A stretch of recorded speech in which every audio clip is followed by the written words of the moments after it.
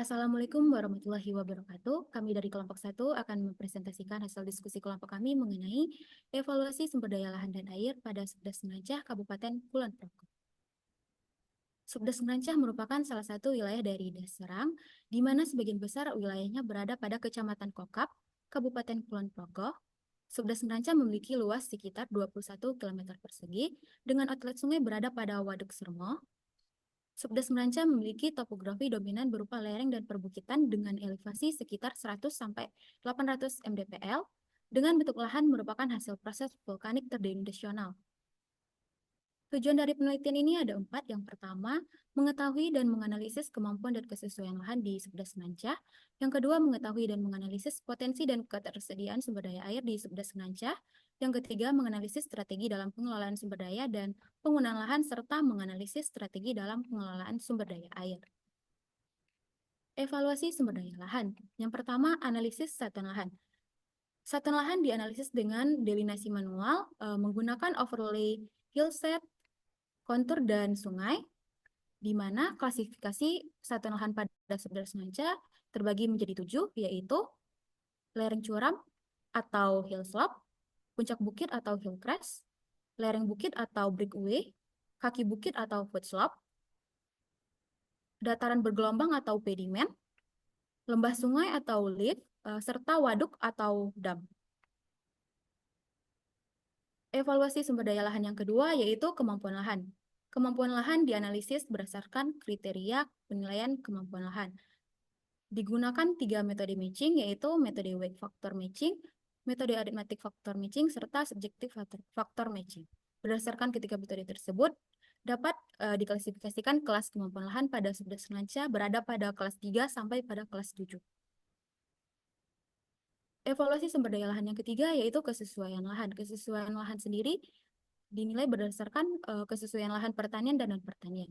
Kesesuaian lahan pertanian yang pertama yaitu tanaman kelapa.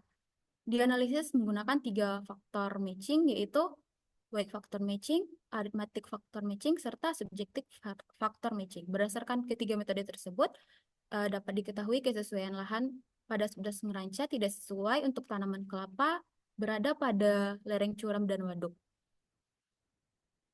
Kemudian kesesuaian lahan pertanian yang kedua yaitu ubi kayu. Juga digunakan 3 metode matching, yaitu weight factor matching, arithmetic factor matching, serta subjective factor matching. Berdasarkan ketiga metode tersebut, dapat diketahui kesesuaian lahan pada daerah waduk tidak sesuai untuk tanaman ubi kayu, sementara pada lereng curam sesuai marginal atau S3, di mana pada lahan tersebut diperlukan pengelolaan khusus untuk tanaman ubi kayu. Kesesuaian lahannya pada non-pertanian, dipilih satuan lahan outbound, di mana pada waduk dapat diketahui tidak sesuai untuk kesesuaian lahan outbound, sementara pada satuan lahan puncak bukit, kaki bukit, lereng bukit cukup sesuai untuk kesesuaian lahan outbound. Kemudian untuk ketimpangan penggunaan lahan menunjukkan adanya ketidaksesuaian penggunaan lahan existing pada Subdas Ngerancah dengan kelas kemampuan lahannya. Hasil analisis tersebut dapat dilihat menunjukkan hampir keseluruhan satuan lahan terjadi ketimpangan penggunaan lahan dengan potensi permasalahan yang beragam, seperti pada tabel yang telah terlampir. Kemudian pada rekomendasi penggunaan lahan, dalam tabel rekomendasi penggunaan lahan pada Subdas Ngerancah menunjukkan bahwa pertanian ubi kayu cocok pada kaki bukit, lereng bukit, dan juga puncak bukit, sedangkan pertanian kelapa hanya cocok pada dataran bergelombang, kemudian ekowisata outbound cocok pada dataran bergelombang dan juga puncak bukit, serta cagar alam dan hutan lindung berada pada cekukan sungai, lereng sungai, dan juga tubuh air. Kemudian pada evaluasi sumber daya air terdapat neraca air probabilitas 60% dan juga 80%, di mana kedua hal tersebut menunjukkan bahwa curah hujan tidak memenuhi kebutuhan evapotranspirasi potensial. Kebutuhan tersebut dipengaruhi oleh suhu dan lama penyinaran matahari, sehingga curah hujan tidak memenuhi evapotranspirasi potensial dalam beberapa bulan tertentu. Dalam probabilitas 60%, bulan yang tidak menunjukkan curah hujannya tidak terpenuhi oleh evapotranspirasi potensial, yaitu bulan Juni hingga Oktober. Sedangkan pada probabilitas di 80%, ada bulan Mei hingga Oktober. Bulan-bulan yang tidak terpenuhi tersebut menyebabkan adanya defisit air. Kemudian pada ketersediaan air permukaan dapat dilihat bahwa di kedua probabilitas tersebut pada bulan Februari merupakan total runoff yang paling banyak, sedangkan pada bulan Oktober merupakan total runoff yang paling sedikit. Sehingga dapat disimpulkan bahwa semakin tinggi nilai surplus yang dihasilkan, maka dapat berpotensi semakin besar pula total runoff yang terjadi dalam bulan tersebut. Baik, selanjutnya di sini ada potensi air tanah, kualitatif dan kuantitatif. Subdas Ngerancah sebagian besar wilayah memiliki potensi air tanah sedang. Potensi tinggi terpusat di bagian utara dan beberapa di bagian timur dan selatan. Potensi rendah ditemukan di bagian selatan, terutama di Waduk Sermo. Batuan andesit yang luasnya 17,2 km persegi dan memiliki imbuhan 15% menyumbang 93% dari total debit air tanah. Selanjutnya, ada kebutuhan air domestik. Kebutuhan air domestik di Kelurahan Hergotirto menunjukkan peningkatan dari sekitar 135 juta liter per tahun pada tahun 2010 menjadi 155 juta liter per tahun pada tahun 2019. Setelah tahun 2019, terjadi penurunan yang stabil akibat efisiensi penggunaan air dan atau pandemi COVID-19.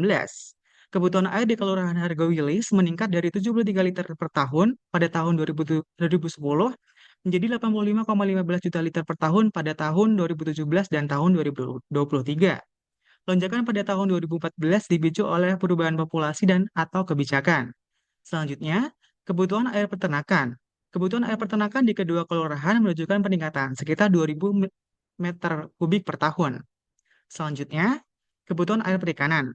Analisis kebutuhan air perikanan dilakukan pada tahun 2010 dan tahun 2016 karena data di atas tahun 2016 tidak dapat ditemukan di publikasi BPS Kecamatan Kokap. Pada tahun 2010 ke tahun 2016, kebutuhan air di Kelurahan Hargowilis mengalami peningkatan sekitar 4.500 meter kubik per tahun. Sedangkan pada Kelurahan Hargotirto terjadi peningkatan sekitar 32.000 meter kubik per tahun atau hampir 8 kali lipat dari tahun sebelumnya. Selanjutnya, kebutuhan air pertanian. Pada masa tanam pertama, irigasi padi memerlukan air paling banyak 550 mm per dekade. Pada masa tanam kedua, curah hujan lebih tinggi, yakni 505 mm per hari, sehingga mengurangi kebutuhan irigasi padi yang kedua menjadi 376 mm per dekade. Tanaman jagung di masa tanam yang ketiga membutuhkan irigasi paling sedikit 338 mm per dekade. Selanjutnya, ada neraca air existing. Total kebutuhan air di Subas Ngerancah sebesar 2.474.626 meter kubik per tahun yang didominasi oleh sektor pertanian 87%, sektor domestik 9%, sektor perikanan 2%, dan peternakan 2%. Ketersediaan air jauh melampaui kebutuhan dengan surplus 13 banding 1 pada probabilitas 60% dan 9 banding 1 pada probabilitas 80%. Selanjutnya yang terakhir adalah kerentanan pencemaran air tanah. Kerentanan pencemaran air tanah di Subdas Ngerancah didominasi oleh kerentanan sedang. Kerentanan tinggi terdapat di Timur Das, Tenggara Das, dan di sekitar Waduk Sermo. Faktor seperti topografi, jenis tanah, penggunaan lahan, dan hidrologi mempengaruhi kerentanan. Pada area berbatu dan padat penduduk memiliki kerentanan yang lebih tinggi. Sekian dari kelompok kami, semoga bermanfaat. Terima kasih. Wassalamualaikum warahmatullahi wabarakatuh.